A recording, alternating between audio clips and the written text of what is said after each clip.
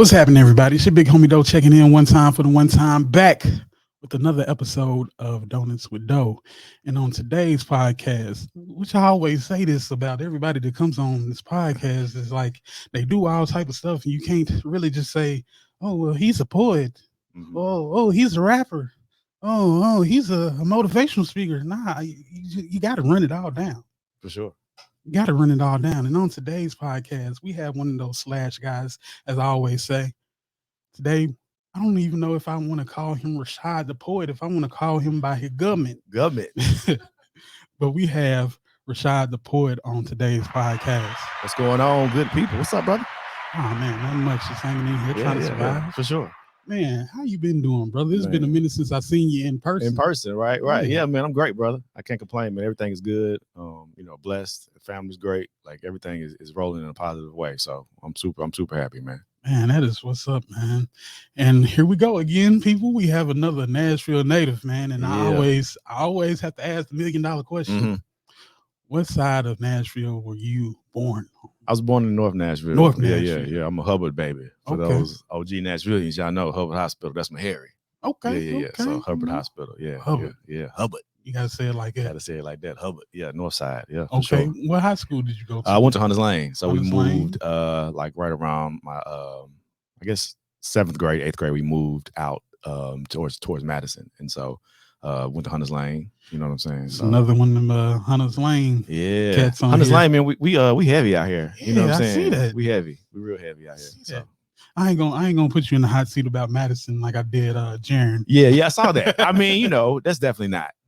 It's definitely not East Nashville. It's not. Yeah, but growing up in North Nashville, what are you doing? What are you falling in love with? What's inspiring you? Yeah, man. Just being able to ride, bikes and stuff, up and down Jefferson Street, and again, at this time, it's not what it looks like now, but it's still like this feeling that you get. I didn't go to TSU, but anybody that was, any Black Nashvilleian born in Nashville, you are a honorary TSUan, if you will. You know what I'm saying? So just going, being able to just ride up and down Jefferson Street, TSU, and having Fisk right there.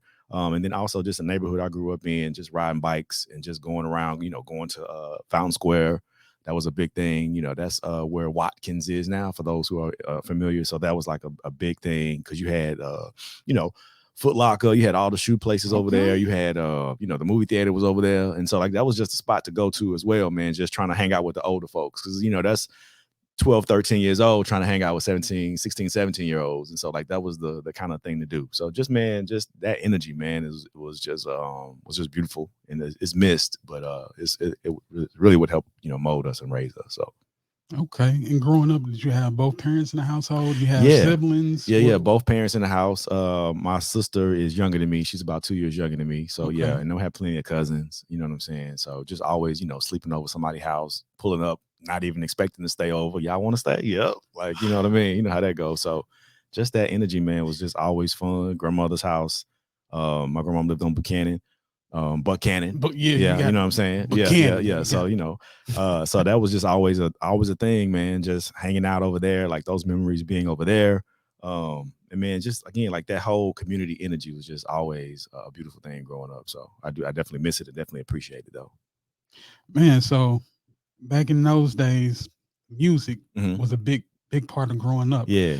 And what music were you influenced by at the time? Because we obviously know that you got the bars. So. Yeah, man, appreciate it. Yeah, I think, man, just honestly, like I'm a jazz cat. You know what I'm saying? Like jazz is my favorite art form from a musical standpoint. So like I listened to like a lot of jazz growing up. There was a lot of jazz playing in my house. My father was a big jazz listener. So like I kind of grew up on jazz, and at the time I didn't appreciate it. You know what I mean? But as I got older and I kind of revisited things and like, man, I've heard this before. You know what I mean? And then my dad was a big record collector, like most fathers or parents were probably in the 70s, 80s. So I would go back and go through his collection and be like, oh, man, you got this? You know what I'm saying? So, but yeah, from a hip hop standpoint, just, I think I was kind of well read in hip hop just because I was, in high school, like we listened to everything. You know what I'm saying? We listened to everything from the South, and then we listened to, everything from up north, from Nas to Boot Camp Click, you know what I mean? So like all that was like woo, you know what I'm saying? Red Meth, like, you know what I'm saying? So like I kind of grew up listening to like everything from a hip hop standpoint, even West Coast stuff. So, for me, I felt like I had a really like open palette, you know what I'm saying, musically growing up. And, the guy on my shirt today, for those who Gil Scott Heron, you know what I'm saying, was played a lot in the house too. So like he's like, one of my favorite and one of my biggest influences was Gil Scott. So Okay. yeah. And with Gil Scott being one of your influences, Mhm. because obviously your name is Rashad the Poet. Right. When did poetry enter to your life, and when can you remember when you wrote your first poem and Yeah. things of that nature? Yeah, like I think my first poem is actually in my mom's house, on her wall. I think it's like Wow. framed. It was like a Mother's Day thing. I think I wrote a poem for my mom at one point. But like I wasn't even thinking about poetry until like I got in college. So Okay. I didn't even, really think about becoming a spoken word artist until I got to college. But then when I got to school, I went to Alabama A&M in Huntsville, Normal, Alabama. Huntsville. Yeah, one time. Yes, sir. And so when I got down there, I kind of got around a lot of other poets, and they just kind of really influenced me and just helped me take my like artistry to the next level. And so like that's kind of where it started. You know what I'm saying? Like those are like my best times I can think of. It's like as a spoken word poet, like in that early incubation period of like falling in love with poetry, because I was not the person, of course, that I am now. So I was like very like shy. You know what I mean? Like I was like scared to get on the mic the first time. You know what I mean? So it took like a lot of growth, but all that growth happened there. And then from there, it was just like it was on. You know what I mean? So you really didn't have that knack in high school Mhm. of speaking in front of people Yeah, or nah. anything like that? Not at all. Like I was like it's crazy because again, like you plant seeds are planted in you that you may not really realize grow until later. But even in high school, like I took like a speech class, and I took another class where we had to do a commercial, and we had to make it from scratch. And I was like, man, I really like this. You know what I mean? But like I didn't think anything of it. It was just like, oh, this is dope. But it wasn't like, oh, because I was going to college to be an engineer.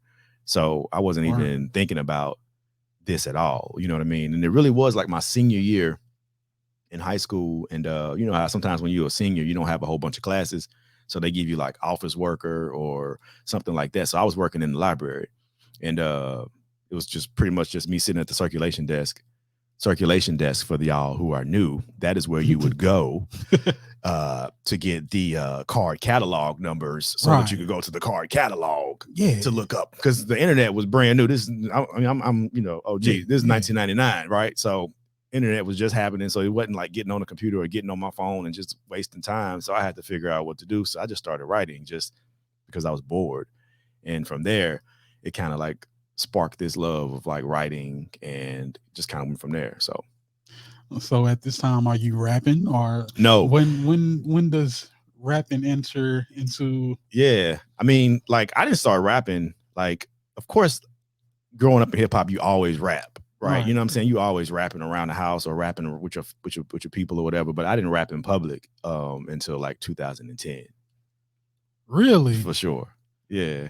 Dude, I could have swore like you've been out here, out Nah, here. like I mean, again, like I built my bones as a poet, right? Like traveling around the country as a spoken word artist. So from like 2005 to 2009 ish, like that's what I was doing. Like I, put out mad albums as a poet, and built my brand as a spoken word artist. And so it wasn't until like my wife and I actually moved to upstate New York, Albany, New York. She went to get her master's up there, Oh wow. and so we were up there for a year and a half. And it was when I got up there that I kind of was like, I can try it here because don't nobody know me. You know what I'm saying? So if it's whack, then it's all good. But it was like well received, and it was a lot of people were like, man, why you should have been rapping, like you should have been doing this, you know what I mean? And so because I never wanted to rap, because again, everybody's a rapper, and you know how that stigma. I'm like, man, look, I'm not trying to, but it just, so it kind of organically just happened, and like I was cool with it, you know what I mean? So Man, well, yeah, like yeah. you could have fooled me. I could have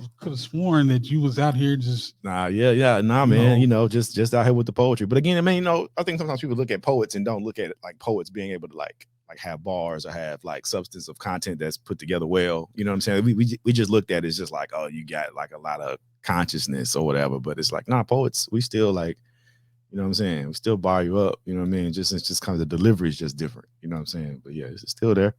So you said back in 2005 is when you really hit the scene with the poetry. Yeah. Can you tell me, go back a little bit Right. about, where you started with the Yeah, yeah, poetry. for sure. So I moved back. So I graduated from A&M in 2003, Okay. and I stayed down there till probably mid 2004. And then I came home.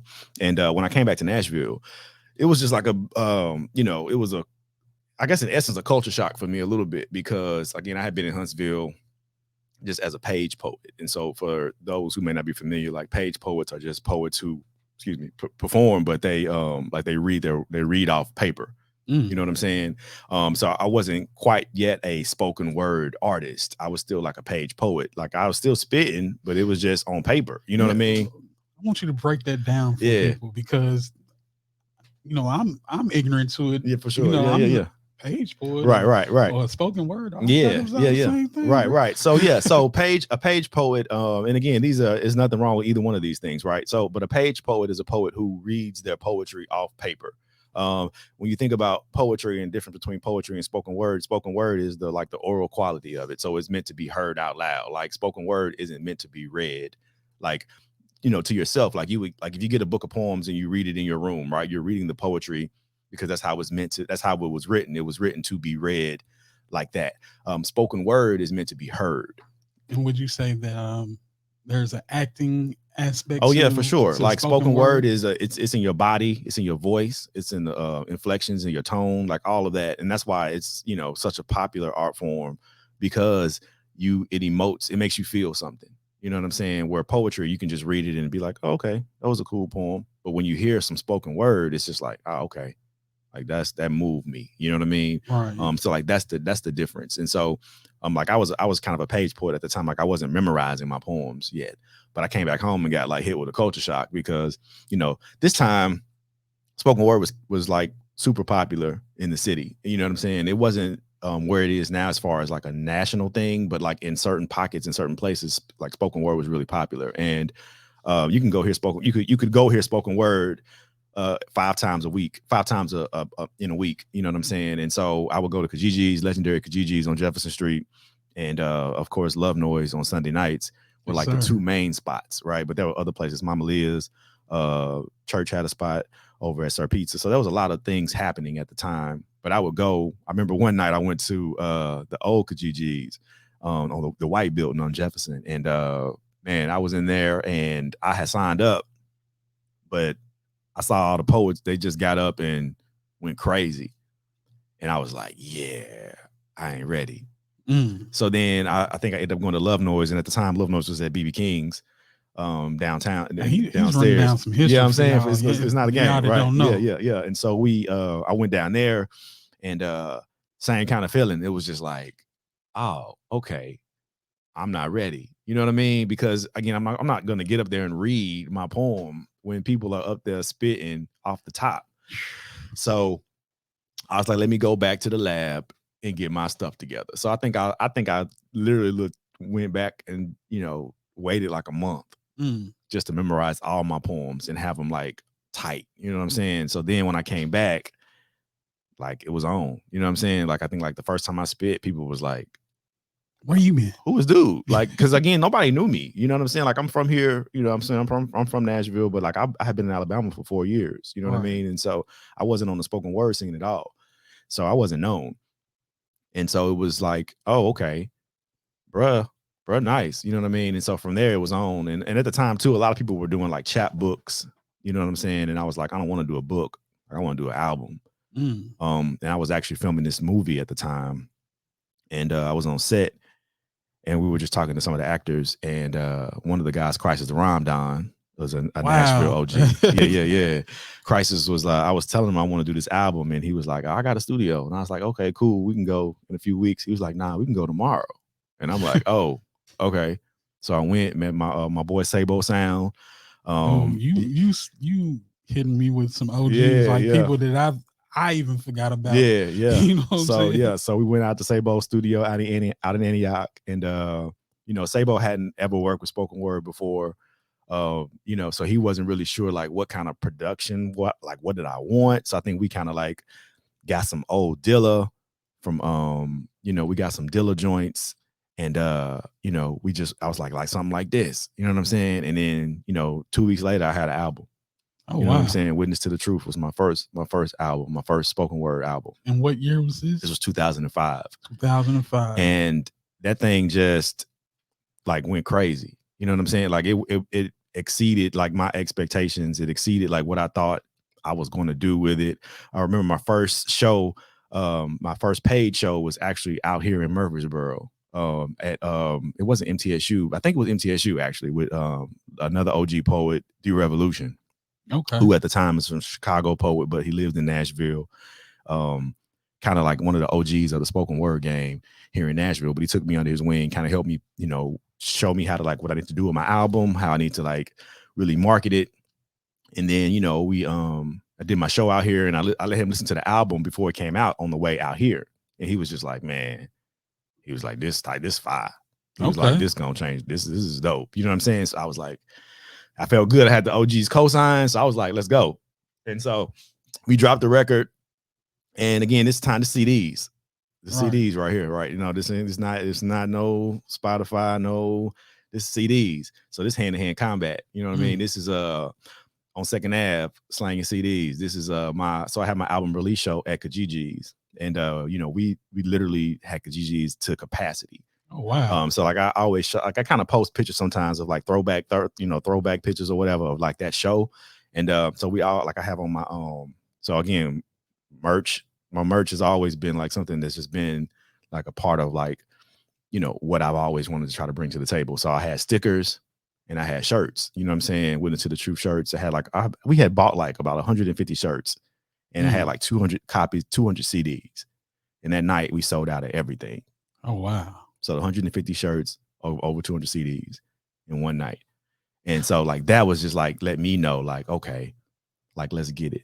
So at the time, again, you would send your CDs, you would mail your CDs to CD Baby. You would mail your CDs to, you know, so Bill Lee, who's a guy in town, my tech, he had a company at the time called My CD Party. And it was so the same kind of idea, right? You would send your music and people could go online, check out your profile, order your CD, and they would send it to them in the mail. At the time, I had a brother, good friend of mine from school, A&M, who was actually living overseas. And he was like, yo, I got your album and I play it like all the time, and these people are going crazy. Send me like 300 copies. So mailed him like 300 copies. Ridiculous postage wise. The thing I want. Yeah, go ahead. The thing I want people to understand is some people that can't sell 3 CDs Right. back in the day. Right. You know them people that was in the mall. Yeah. Those people that was at the gas station. Right. Hey man, just give me $2. Yeah. Yeah. So for people to garner that, you know, that demand, right, even overseas for 300 CDs Right. at that time, Right. is major. Don't get caught up in the numbers game, Right. people. Right. Nah. But you do the math. Yeah. Let's break that down. And this is $10 a pop. You know what I'm saying? And this is no middleman. This is I pay everything up front. You know, you probably pay about $5.45 or something like that at the time for everything, for the whole package of the CD, the packaging, everything. You know what I'm saying? So everything else is just straight profit, and not including like what you make off of if you do a show. You're gonna get paid for the show and you get paid for your merch. And I got shirts, I got CDs, and I got stickers. You know what I'm saying? And I'm building my email list too, right at the same time. You know what I mean? So this is Brandon 101 for anybody out there that's looking at this podcast and trying to build their brand, even though that, you know, it might have been a couple years back, but this is the basis of it. This is how you really build your fan base, your brand. You gotta be out here. You gotta be in front of people. And we'll segue to, where is this album taking you? Where is it? Yeah. So like so the album dropped in May of 2005. And again, like it just went crazy. Cause again, I'm already like, I'm on the road, right? Like I'm like, okay, let's go. So I'm hitting like St. Louis, and I'm hitting like Louisville. I'm hitting Dallas. I'm going to Tampa Bay. I'm going to Atlanta.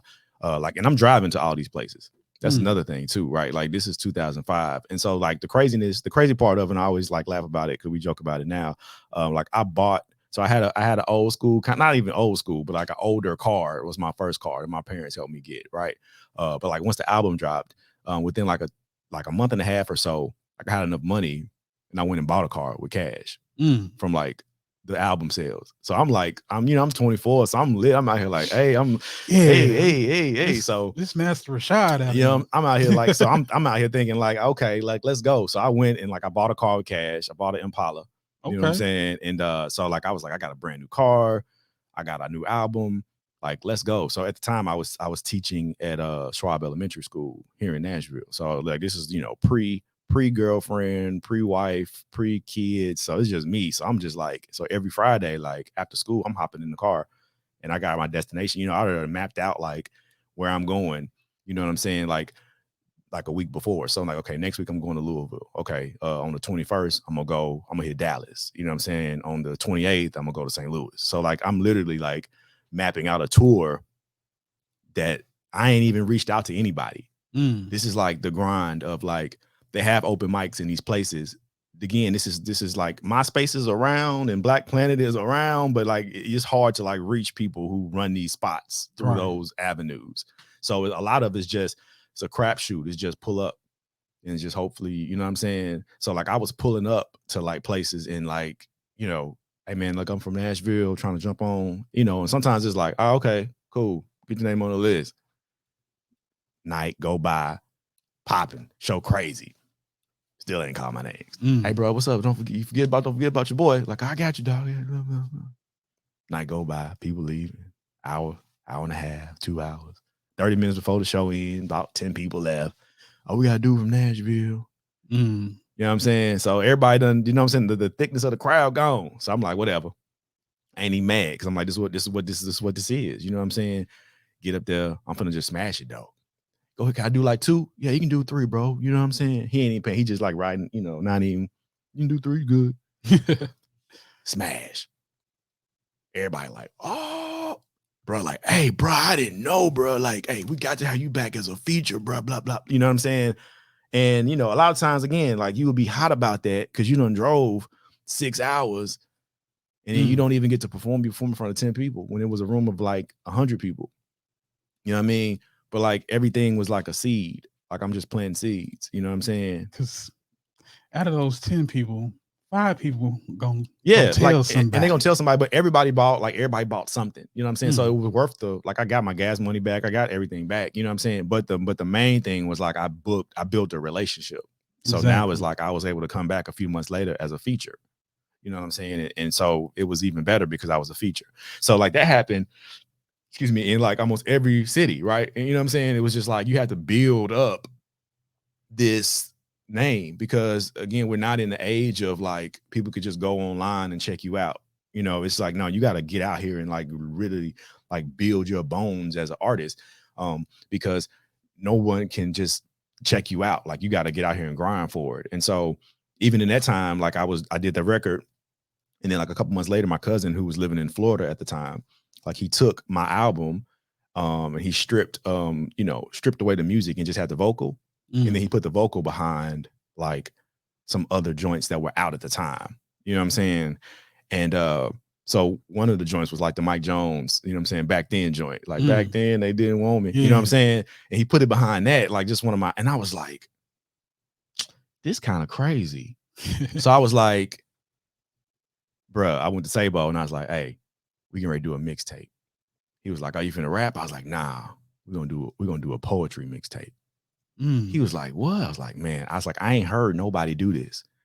So we jacked all the beats, just like rappers do, just like singers do, but we just spit spoken word on top of it. So like the Mike Jones joints, I was just changes. Like back then they didn't want me, now poetry hot, they all on me. You know what I'm saying? Okay. So like it was just joints like that, but it was just like whatever was hot at the time. Like we just took all the joints and just jacked all the beats and just spit poetry on it. You know what I'm saying? So like that was like the mixtape volume 1. Joint went crazy. And this is all within like, so the album came out in May. End of June, the first mixtape dropped. And then in November of the same year, I dropped volume 2, which was called The Love Sessions, because I was talking to a young lady at the time. And she was like, like y'all poets don't be talking about nothing. Like y'all just be, you know what Oh, I'm saying? Like y'all can't talk about love and word? you know what I'm saying? So I was like, oh, for sure. It's like, and it's just the dudes, just the men. So I did so I was like, okay, let's go. So I was like, volume 2 dropped in November. We called it the Love Sessions. So it was like all like slow joints, but it was all dudes. So I like got all the dude poets who I knew from like here, Atlanta, wherever. And we spit it was just all love poems, like 25 tracks, but it was a mixtape. You know what I'm saying? But it was all spoken word. You know what I mean? And then in February the next year, dropped volume 3. So I dropped like 4 albums in like a 9-month time frame, which at the time, like now that's nothing. But at the time, that was like, this dude is crazy. You know what I'm saying? Yeah, But like all of that, like, and again, this is still hand to hand. So like all of that really like took me to like another level with like my artistry and my grind, because again, like it's hand to hand, so like TSU homecoming was always my favorite time of the year because it was like 3 for 15, you know what I'm yeah, I'm saying? finna get these And we off. getting them off like because again, it was like everybody normally is coming up to you and like, hey, I got this CD, I'm rapping. But I was like, yo, we got y'all like spoken word, y'all like that smooth stuff, y'all like bars, y'all like energy, y'all like people talking about something. Like it was like, oh, okay, this poetry, like, oh, okay, you know what I'm All saying? So right. we was getting them off like super easy, you know what I'm saying? But like that was just a part of the grind, though. I want to backtrack a Yeah, little bit. You mentioned Crisis the Rhyme yeah, Dime, yeah. and you was on the set of a movie. Mm-hmm. Let's speak about some of your acting and how you fell in love with acting. Yeah, for sure. So like I started acting kind of like again, like kind of accidentally, but not accidentally. So a friend of mine, Renard Hirsch, was a OG comedian in town. He was an actor at TSU. Second time you've been mentioned on this Yeah, podcast. for sure. Yeah. He's definitely a legend. It's my brother. And so he was doing a play at TSU. And he was like, hey man, you want to come audition for this play? And I was like, yeah, we were shooting basketball. And I was like, yeah, for sure, man. I always wanted to be an actor. And so I went and auditioned for the late great Barry Scott, rest his soul, and Kimberly Lamarck. So I auditioned for this play called Blues for an Alabama Sky by Pearl Cleage. And I got the understudy role, which is basically just the understudy is the person who is, so there's the main actor, and then you like back them up if something happens. So if like they get sick or whatever, you learn all their lines and you're just ready to go. So I was like, okay, cool. Be the understudy, first little role. I'm cool with it. So about 2 weeks in after the table read, and so it was a professional training, right? It's called summer stock. It was in the Okay. summertime. So it's called summer stock because it's like professional theater training. So it's not like just a play and you show up and you rehearse. It's really like get you in the mode to show you how professional actors prepare themselves. Right. And so it was table reads, it was blocking before you even get in the theater. And so like all of this was happening, but during one of the table reads, the main actor who had the main role, who was just like basically like he couldn't do it. He had family issues. And so the director came to me and was like, hey, I need you to step into this role. And this was not the role. This was not even the role I was understudying for. This was like this was the main character. And I was just like, whoa, like, I ain't never acted before. Like he was like, you can do it. Oh, And wow. so I'm just like, yo, Barry Scott, legendary Barry Scott is telling me like I can do this. And so I'm just like, okay. So I just like figure it out and I make it happen. And like I remember like the first time that I stepped on the stage after like a scene, and Renard was in the play with me, and he was like, man, I've never seen people give a standing ovation after an act. I mean, after a scene. Right, because like if theater, like each scene, like the lights go up to change the day or the time frame. Where he's like, I've never seen people give a standing ovation after a scene, and I was like, I didn't even, because I was so oblivious, because I was just so like, I was just, what I'm saying, In your so nerves, nerves everything, and you know what I'm saying, and he was like, I've never seen that before, and like after that show, I was like, this is what I want to do for the rest of my life. You know what I'm saying? I was like, this is it. You know what I mean? And so like from that play, I went back to school, went back to A&M, found like the theater group, and man, it's just been on from there. So yeah, a lot of the stuff, my journey started with theater. You know what I mean? Like that's how I, pay my dues. And who are you running into doing theater? Like, I know it's some major people that you've come in contact with just being on the scene. Yeah, I mean, I think like again, Barry Scott, Jeff Carr here in town, Wise, Kenny Dozier, just like a lot of these, OG, right, like theater greats who have, paved the way for, for me to be able to do what I do now. I always tell actors, if you're acting, like, do theater, because that is really what helps to build your bones as an actor. Because, when you're filming something, you can just say cut, shoot it again. But when theater's live, right? Right. There's no, oh, my bad, let me do that again, right? Like, no, you gotta figure it out. You know what I'm saying? And it keeps you on your toes and it keeps you fresh. And like, it's just something about it that you can't duplicate, even with improv. Like, you really can't duplicate, like, live theater and what it does for you as an actor. And you can kind of tell the difference between folks who have had theater training and folks who haven't. And really, the proof is also really in the pudding. If you think about, like, whoever your favorite actor is, they've probably done theater. Whoever the people that we consider to be the greats have done theater, right? Whether it's Denzel, Angela Bassett, like, whoever you feel like is like that dude or that woman, they probably have done theater before. So So one person in particular Mhm. that I know that you have come in contact Yeah. with during, acting, Mhm. theater, and that's the late great Chadwick Oh Boseman. yeah, for sure. Can you speak a little bit about just Yeah. his presence when Mhm. you were around him, and Yeah. how he his grind influenced you? Yeah, for sure. So I met Chadwick Boseman. He actually wrote a play called Hieroglyphic Graffiti. Mm, And it was about, of course, so Seth and Horus, and that ancient Egyptian monarch. But it was set in modern day DC, and so it was about this kid and I played the character of Horus, about this kid who lost his parents.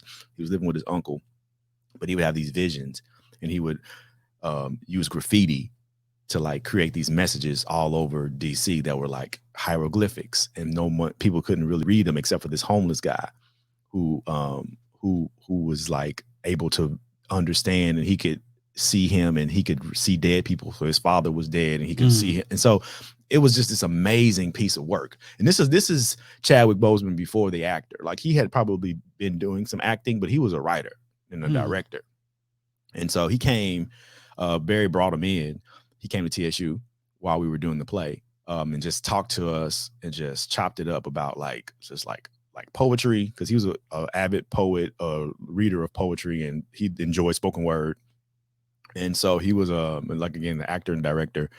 But he just came and talked to us about acting, and talked to us about, like, the process, and talked to us about, like, how we, as actors, can continue to do what we're doing. And we just talked about the play. And even that night, we took him to Mama Lia's, which was over by Meharry, and we took him to an open mic poetry spot. So we chilled and heard some spoken word with him or whatever. And of course, he becomes who he became, rest his soul. But yeah, man, it was an amazing experience. It's So crazy yeah, how the play that you're talking about kind of foreshadowed, his yeah, role in right, Black Black Panther, Panther, with yeah. him being able to see or go Yeah, back to the right, ancestry right, plane yeah, and and see talk. his father and stuff. That's Yeah, yeah, crazy. it is crazy. It is crazy. I hadn't even really thought about it like that before, but yeah, it was definitely a dope foreshadow of what was to come. But it was an incredible piece, man. That even today, I don't think still doesn't get um like its recognition, and hopefully it will. You know what I'm saying? Because I think we just kind of put him in a box as, like, oh, he's this dope, incredible actor. But it's like, man, nah, bro he wrote some other plays too. But like, that piece, that hieroglyphic graffiti piece, it's amazing, man. Like, it's still one of my favorite plays that I've done. So Man, like that's just incredible. Like, mhm. you never know who you're going to run into Right, in your journey, right. man. And like, I know that you're thankful for the gems that he gave Hmm. you, even then and to now, Right. man. And like, you have so much going on, bro. Hmm. I've been just following you, and like, oh, he doing this, Right. and oh, word, he doing, oh, Hmm. bro. So I want to get into, some of the things that you're doing now, Right. and some of the things that you have coming up. Hmm. Like, I know you've done a TED talk Yep. for in Nashville. Hmm. You have your brand that you build and elevate your vibe. Right. Let's get into that. Yeah, for sure. So yeah, Elevate Your Vibe is it's a non-traditional speaking company that I started. that blends inspirational speaking, spoken word poetry, and business talk, just to help companies tell better and more concise and consistent stories. So a lot of people are like, "Oh, you're like you're a motivational speaker," you know what I mean? And I'm like, "No, I'm not." Right? Like I'm not a motivational speaker, right? And nothing against motivational speakers, but like I'm not a motivational speaker because it's a difference, right, Okay. between like being a motivational speaker and a professional speaker. Right, like I'm a professional speaker. A Okay. motivational speaker, because it's in the words, right? Like a motivational speaker is there to motivate you. But what if Right. your business is a business that needs help with storytelling? You don't need to be motivated. You just need help in like telling your story, right? You need Right. help in, you have a message that you need to get out, but um you don't have the language to tell the story in the way in which it needs to be told. Yeah, So you're you not can't gonna, get on Donuts with Dough podcast. You ain't got no you ain't got no donuts, right? Yeah. Yeah, you know what I'm saying? So it's like you don't need somebody to motivate you, right? And so that's the difference. And so when people say that, I just try to like, hey, like now I'm a professional speaker, because like motivation, Zig Ziglar said motivation is like a bath. Neither one of them lasts. You need it daily.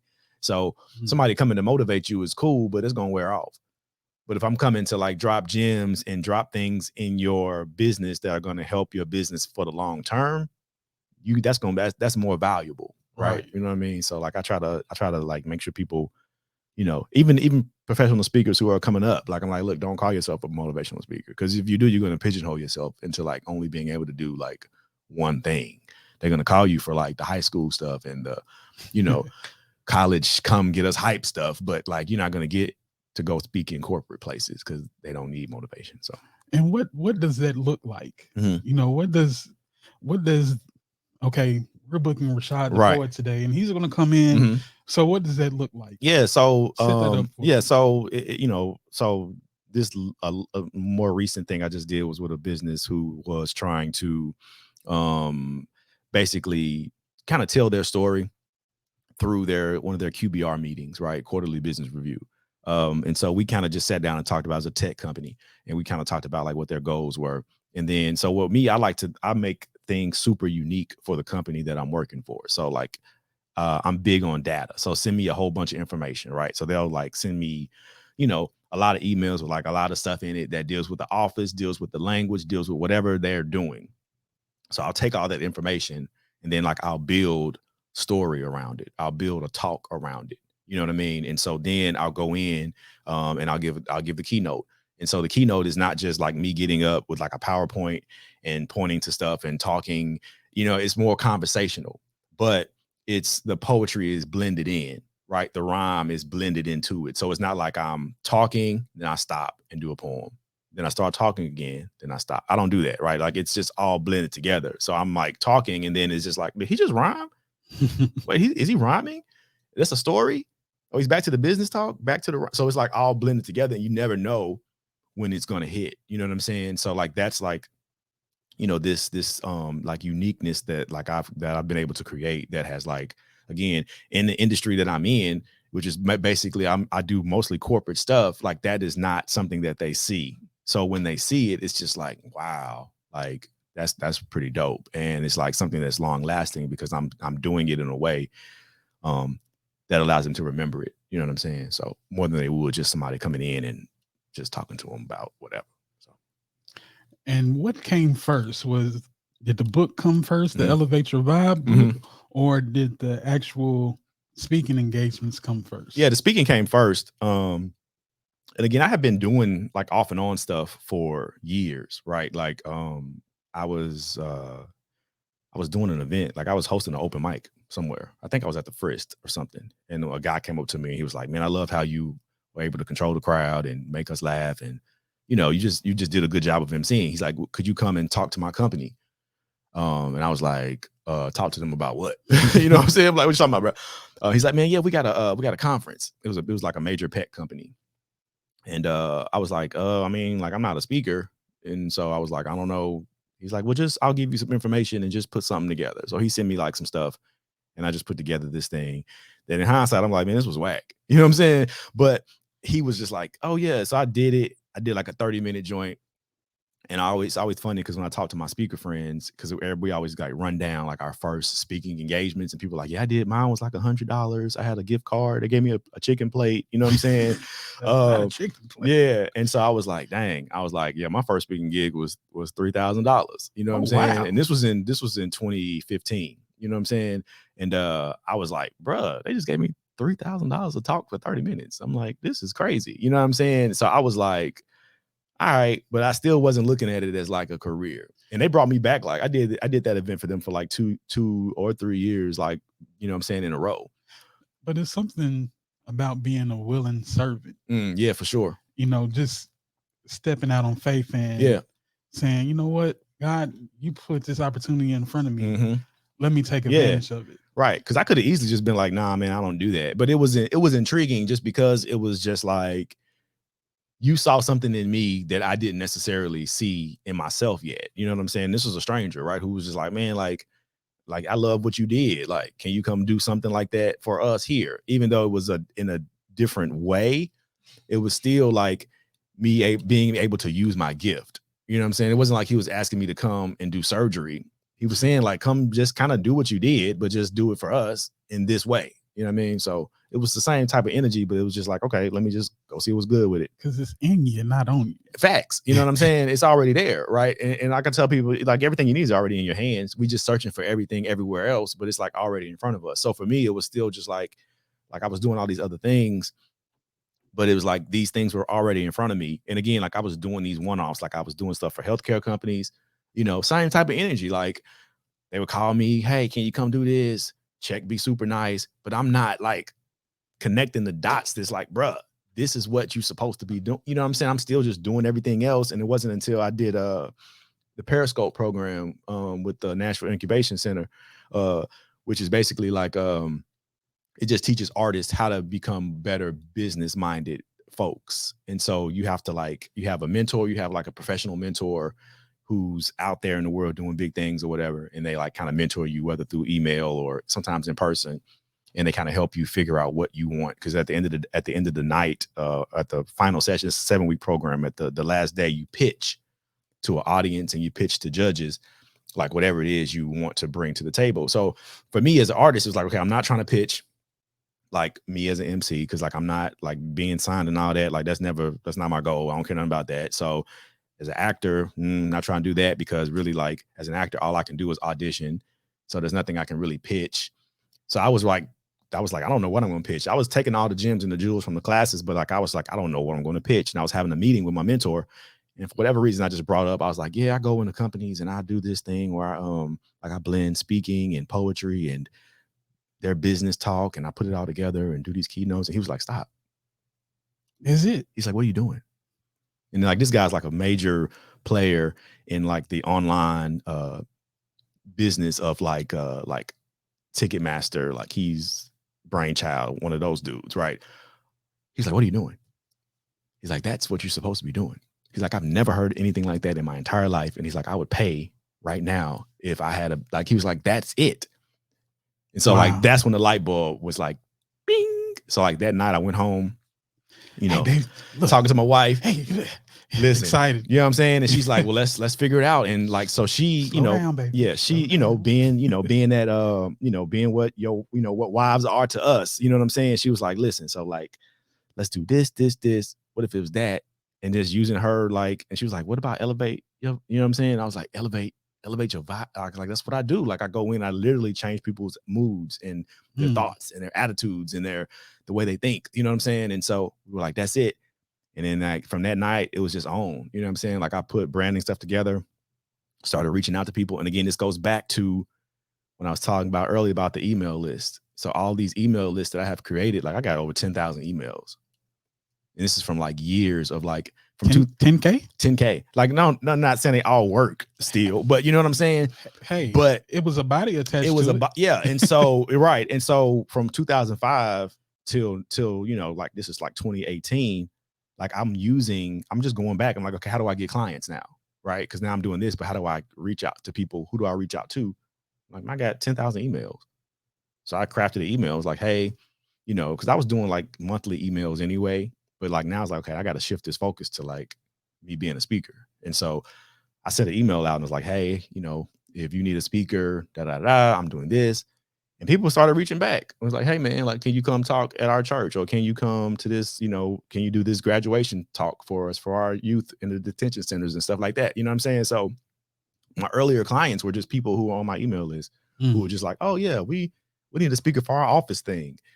And so then I just started getting footage, started getting testimonials and reviews, and then just kind of started taking off. And then some of those earlier like clients from the healthcare side, like I started reaching out to them, they started reaching back, and then it just took off. You know what I'm saying? And it's been on ever since. So wow, talk about creating your own income. Yeah. And it's freedom. For me, speaking is freedom because it allows me the freedom to, for me, I could speak 250 times a year if I wanted to, but that's not like my goal because I don't like, for me, speaking gives me the freedom to be with my family. You know what I'm saying? Like I don't have to like 9 to 5 grind and, I don't have to do those things anymore. It's like I can speak when I want to speak, you know what I'm saying, and have the freedom to not have to worry about everything else. Like I go to every field trip. I ain't missed a field trip. You know what I'm saying?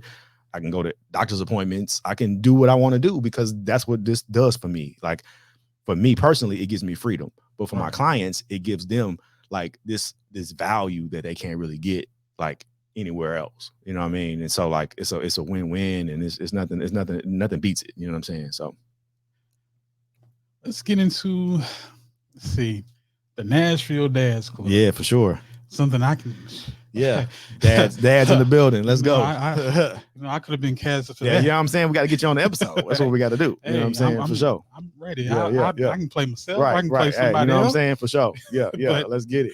But let's talk about that. And I want to thank you, face to face for plugging that higher ground. Oh, yeah, for sure. Yeah, have to represent. Yeah. Sir. Episode. Yeah. Coffee Connoisseur, which is crazy because it's one of the people's favorite episodes too. So, yeah, for sure, man. But yeah, Nashville Dads Club, man, was an idea of a good friend of mine, Philip Cordell, and myself. We were actually just we had done a pilot that he had wrote a year prior. We did a pilot, and it was really dope. And so we kind of came back together after it had run its course. Like the pilot actually we did like got into film festivals and all these other things. But we kind of realized like, okay, hey, you need something else like a little bit more, right? Like a one pilot of a show, which was like called Prince of Pools. And it was about a guy who he was like the heir of this pool company, but he didn't want to be. He wanted to be a rapper. You know what I'm saying? Oh, wow. And like I played like his best friend or whatever. So it was a dope pilot, man. But we just wanted to come back together. So we were like, let's come together and try to think of some things, like some new ideas, right? And so we were just kind of at his office one day, kind of mulling over some stuff. And this idea came up, man, just talk about these like 3 dads who get together and kind of just get into all kind of crazy stuff. And so we were like, man, this is gonna be dope. But this was like February of 2020. Right. We came up with the idea, kind of got it going. And then of course, boom, the bottom fell out in March. Right. So it was like, man, we were about to film this. It was about to be dope. And so we just kind of had to just wait and kind of like a wait and see thing.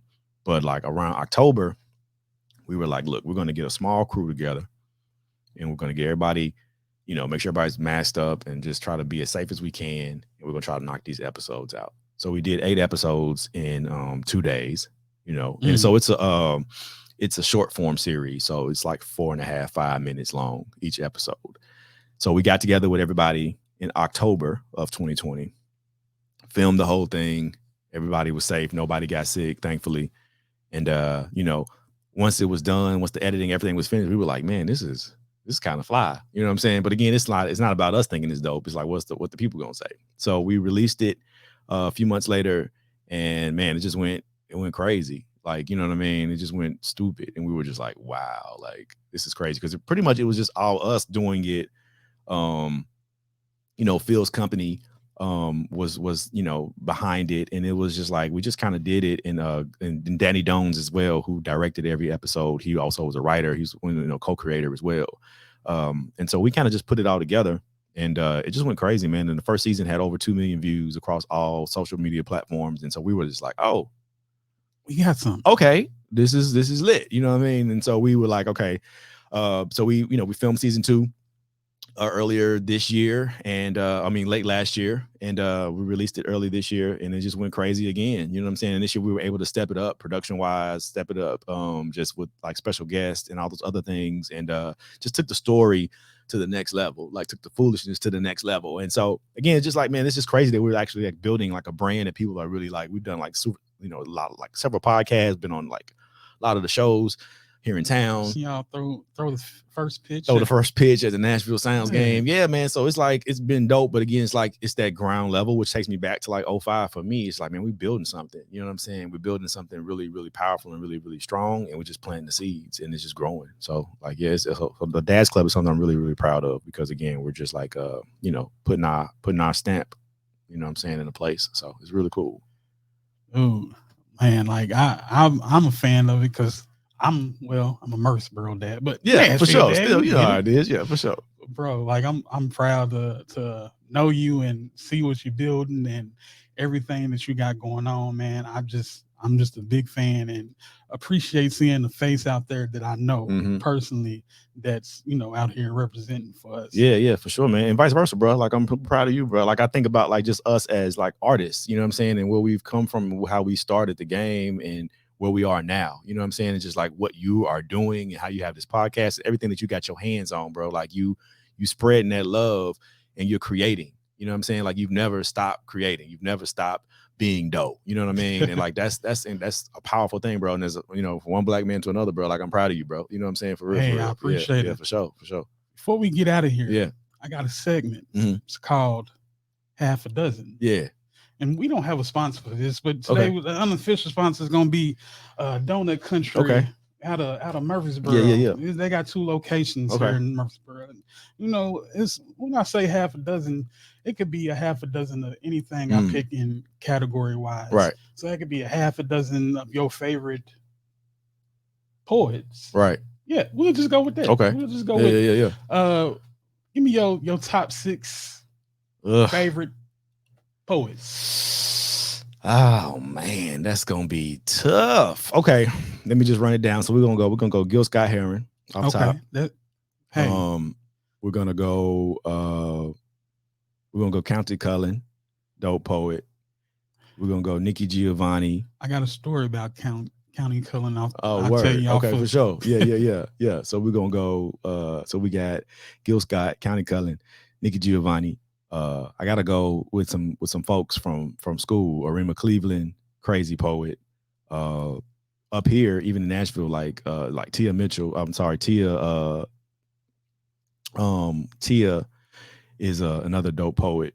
And then like maybe I'll go like Malcolm Williams. You know what I'm saying? Like from another cat from school. You know what I'm saying? So yeah, I could name more, but like those are people who I feel like are just like influence me. You know what I'm saying, in a major way. So I know it's a lot of stuff that we didn't get into, the Southern word. Oh yeah, it's all good. Yeah, for sure. But I know that you will be back, because you out here working. We getting it. We got to. Yeah. Out here working, for sure. Got to. But dude, I appreciate you coming on the show.